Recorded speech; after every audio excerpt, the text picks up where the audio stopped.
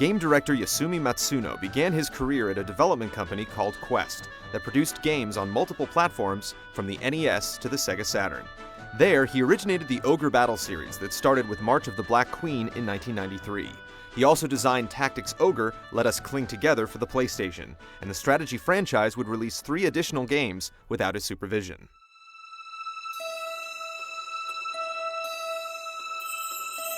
In 1995, Matsuno left Quest to join Square, and began production on a title encompassing the grid-based combat and job-leveling party structure Ogre Battle had previously made famous.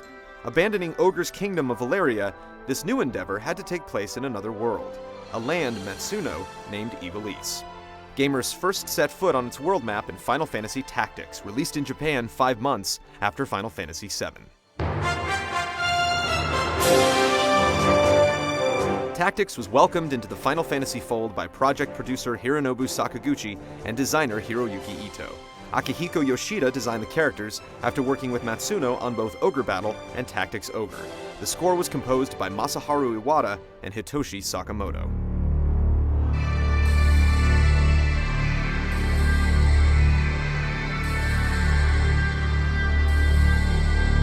The story in Tactics was told by the historian Alislam, who sought to understand and communicate the events that led to the Lion War.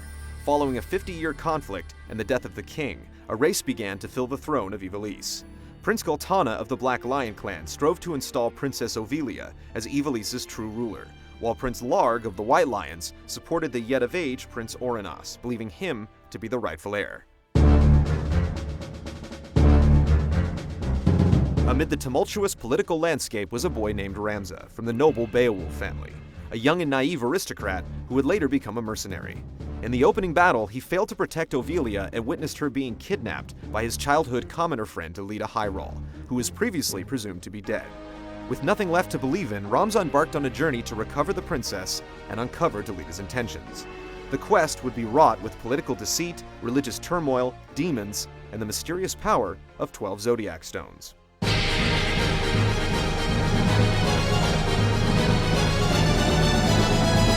Unlike other series spin-offs, Tactics employed a battle scheme that was completely unique to the franchise. The skirmishes were still turn-based, but along with selecting an active ability, players had to be conscious of where their forces were placed on the battlefield. A blue highlighted area represented the boundaries of each character's movement, and their attack order was determined by a charge time meter.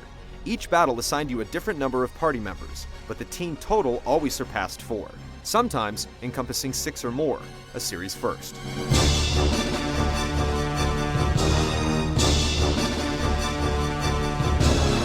While the fighting was a departure from what fans were used to, the class system in Tactics was a classic upgrade from Final Fantasy V. Squire and Chemist were the base jobs, evolving into Warrior and Mage roles respectively.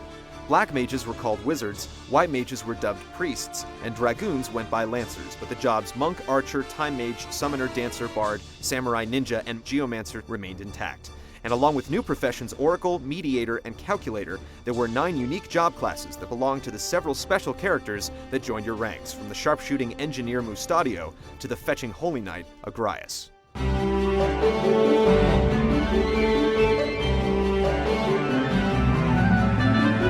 The overworld map was completely linear, and random battles only took place when your crew passed through designated green waypoints on the path.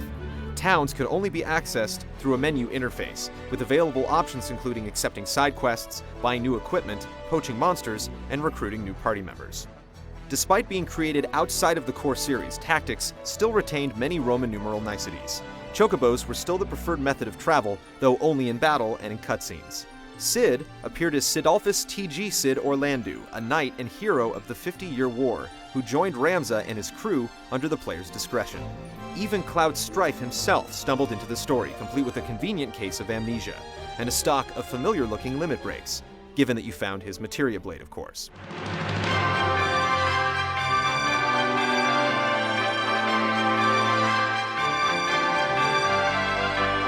While Tactics was slightly obscured by the wake of 7, it's still one of the most revered titles to bear the Final Fantasy name. The gameplay was considered gloriously diverse, the job system endlessly adjustable, and the graphical detail in the environments and attacks some of the best on the system. About the only thing that was universally disliked about Tactics was the patchy English translation, which led many gamers and reviewers to become disconnected with the plot. But the story wasn't over, and gamers would soon return to Ivalice, whether they knew they were doing so or not.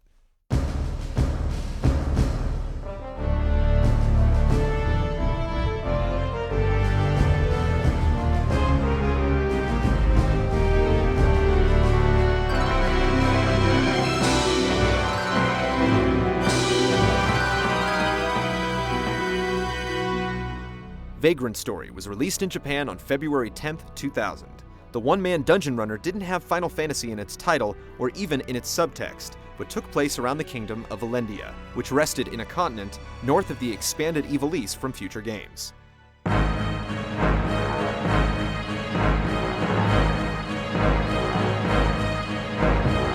The story followed Ashley Riot, an agent for the VKP, or Valendia Knights of the Peace, and his new inexperienced partner Calo Merlos. While relentlessly chasing a religious fanatic and cult leader named Sidney Losterot, Ashley frequently crossed paths with the Crimson Blades, an arm of the Cardinals Knights of the Cross, and their leader Guildenstern. The aim of the story's villains was to achieve immortality by harnessing a force known as the Darkness, a plague which had laid waste to Leia Mon and turned its victims into the Walking Dead.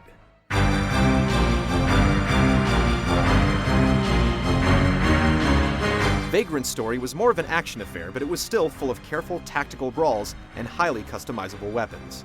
Enemy encounters opened up a wireframe battlesphere, and anything inside it was deemed close enough to strike or shoot.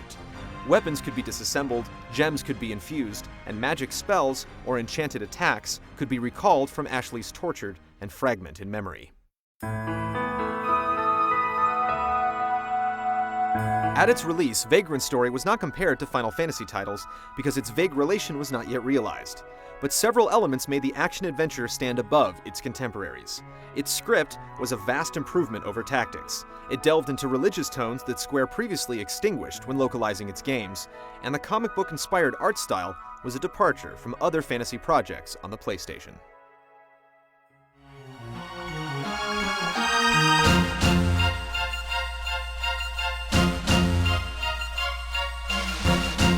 Six years after the release of Tactics, gamers were taken back to its ever-transforming realm in Final Fantasy Tactics Advance in 2003. With the exception of Matsuno and Sakamoto returning, the design team was new to Ivalice and to Final Fantasy.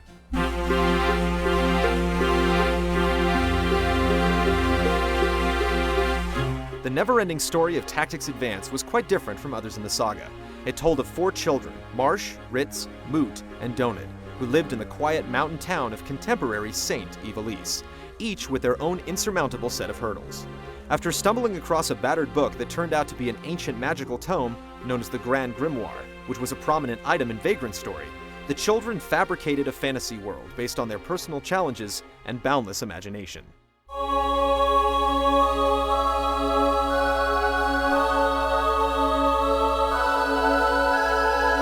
Advance harkened back to a number of conventions introduced in Tactics. The maps, locales, and graphical touches were basically in the same style as the original, but the battle and job systems were also similar with some minor or distinct changes. Tactics Advance introduced Ivalice to a number of new races that would become mainstays of the realm: the Reptilian Bonga, the Mystic Numu, the Spiritual Viera, and of course, friendly Moogles.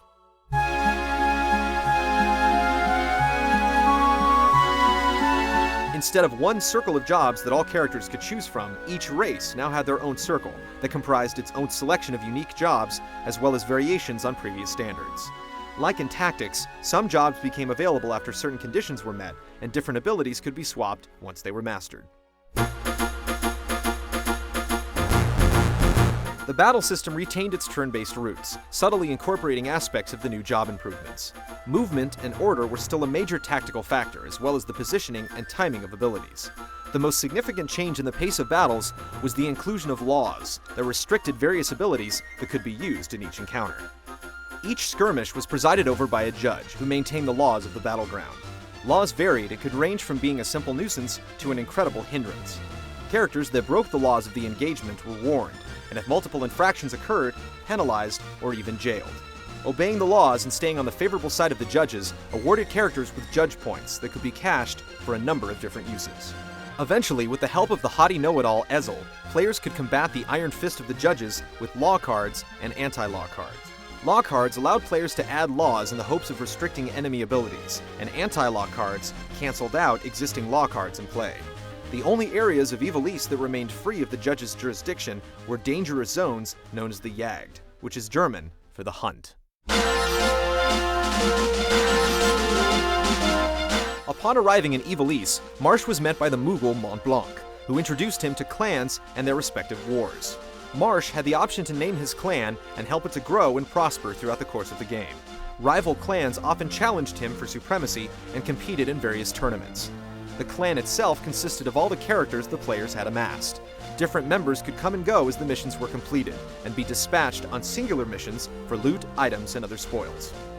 The world map of Tactics Advance was certainly the most malleable of the series, allowing for the player to customize the landscape with different area icons. Placing specific areas near others occasionally unearthed treasures that could be plundered by searching the zone. Cid played dual roles in Advance, first appearing as Moot's father in St. Ivalice. As an unemployed drunk, his persona was a polar opposite from his position of Judge Magister and husband to the Queen, when the kids made the crossover through the grimoire.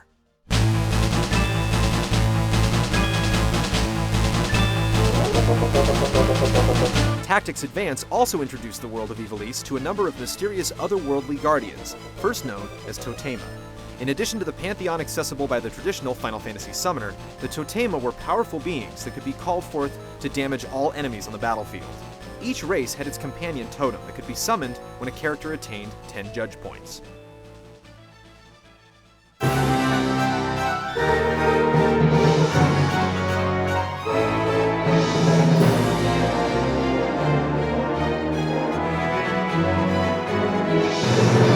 These games showed followers of the Final Fantasy franchise yet another world to absorb, one that was stacked with plot layers and hidden connections for those that persistently played all three. But for those that dismissed them as spin-offs and bypassed Final Fantasy XI for its multiplayer sacrilege, only one thing mattered: the true single-player follow-up to Final Fantasy X. Unbeknownst to this impatient army, the release date of the next core Final Fantasy, which started development in 2001, would be delayed a series record 4 times. This created a development gap of 4 agonizing years, the longest fans ever waited for another installment.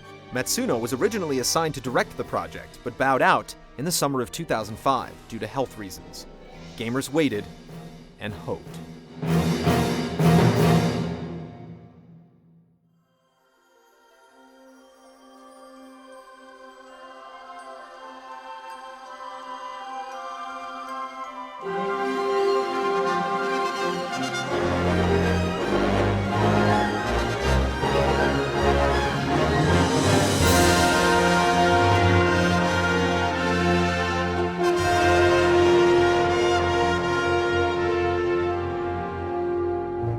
Final Fantasy XII was released in Japan on March 16, 2006, and crossed the shores to North America in October of the same year. Although Final Fantasy XII's Ivalice was most similar to the Ivalice in Tactics Advance, the majority of the design team from the original Tactics and Vagrant story returned. Matsuno's duties were split between Hiroyuki Ito and Tactics art director Hiroshi Minagawa. Akihiko Yoshida designed the characters, and Hitoshi Sakamoto composed the score. Series legends Yoshitaka Amano and Nobuo Uematsu had very little to do with 12, contributing basically the title logo and theme song, respectively. Told through the eyes of the bright youth Vaughn, 12 followed the plight of the dethroned princess Ashelia Dalmasca and her pilgrimage to reclaim her birthright and right the wrongs inflicted upon her homeland by the ever-expanding Arcadian Empire, led by the aging Emperor Gromms and his ruthless, power-hungry son Vayne.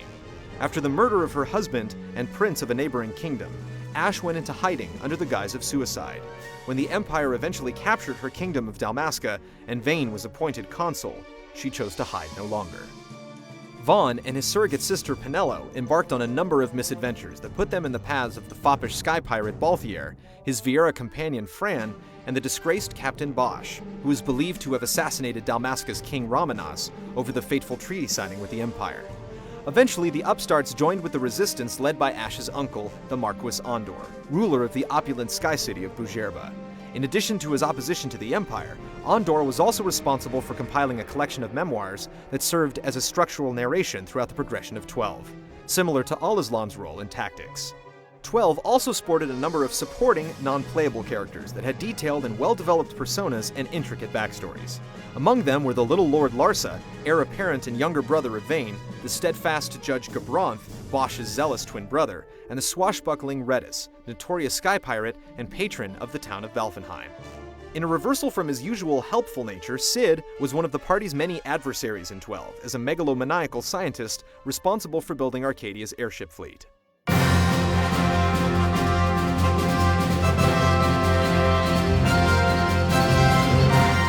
Two of 12's system breakthroughs were truly milestones for the series. 12 marked the first time a solo 3D world could be manipulated with a free-roaming camera. This allowed the player to have full range of motion and vision for the characters at all times. In addition, a new battle system was designed to accommodate a more immediate and intuitive playstyle, similar to the online engagements of Final Fantasy XI. 12 introduced active dimension battles, which eliminated random encounters completely. All enemies were now visible and subject to rules of aggression. Although characters could be controlled manually, 12 incorporated a macro-like system for inactive characters called gambits, which allowed them to act on their own in real time based on a number of criteria. As different sections of the gambit formula were purchased or found, more complex gambits could be made. This allowed for fast and fierce battles that required very little downtime.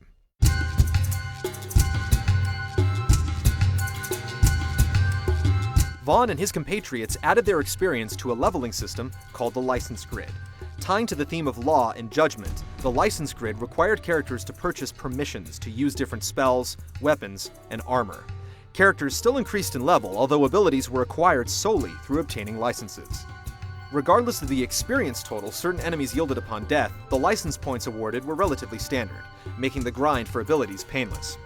However, due to certain plot restrictions relating to when certain abilities could be obtained or purchased, grinding license points sometimes became futile and unnecessary.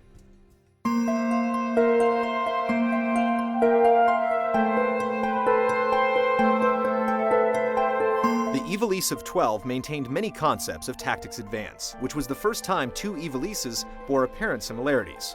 The new races introduced in Advance returned in more intricate and expansive capacities. Judges played a very large role in 12, and several areas, such as the Yags, were explored or referred to. Mont Blanc also made a side appearance as well, as the leader of Clan Centurio, which aided Vaughn in his monster hunting endeavors. Mont Blanc's appearance also solidified that the timelines of 12 and Tactics Advance were relatively close, Tactics Advance likely being the prequel.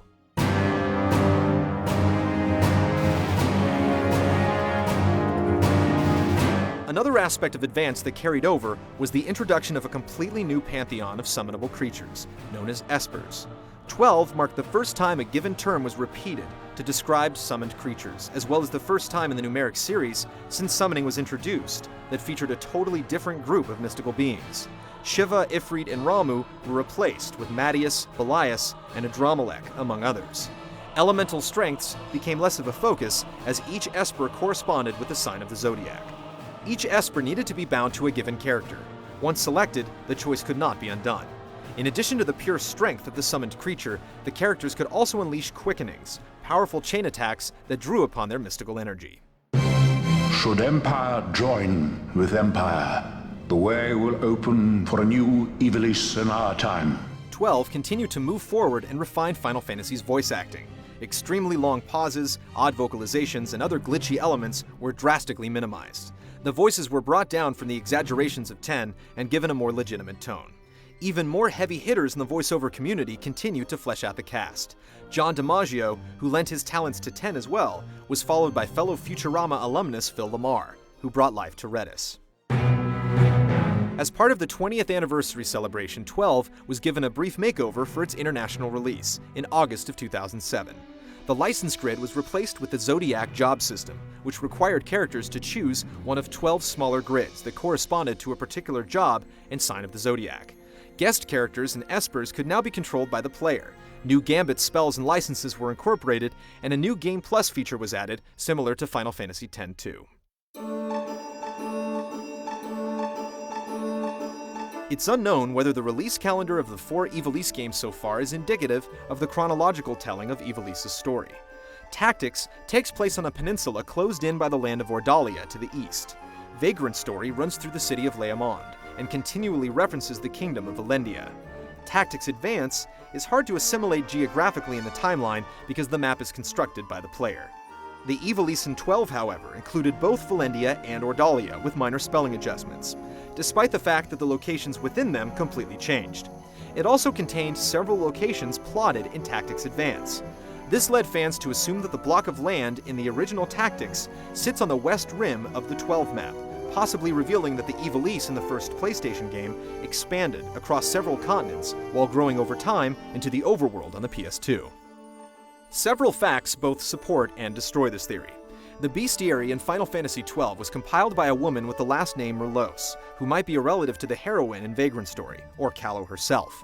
And several of the items in Vagrant's story allude to characters from Tactics in Return. But according to Tactics, Moogles are extinct, so their inclusion in Final Fantasy XII might force the original Ivalice adventure to the end of the timeline. There are numerous theories, and none of them are correct until confirmed by the developers.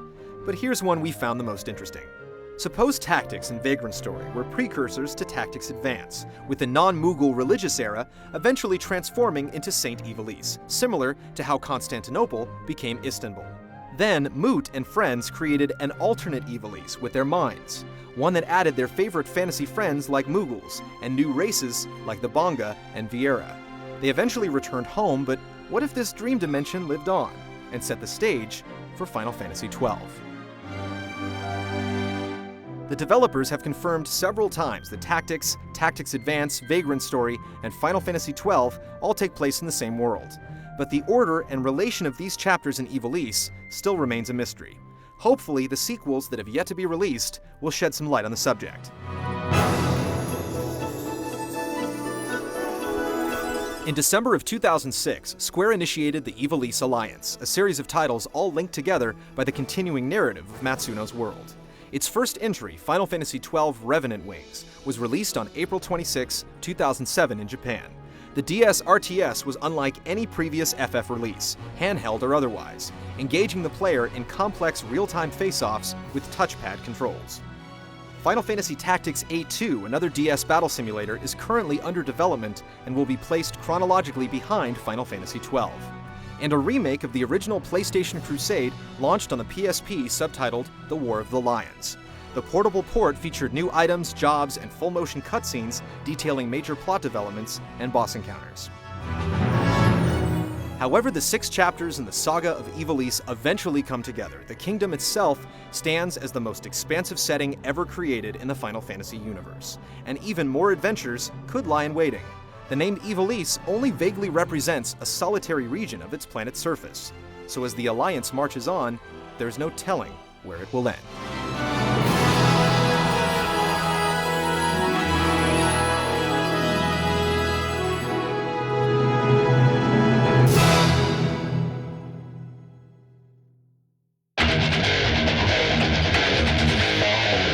Next week, we go beyond the franchise into the entities that sit at the edge of what's considered canon. These random experiments include a handheld adventure, a mystical quest, a surprisingly long string of chocobo trials, and the various franchise leaps from the small set to the silver screen.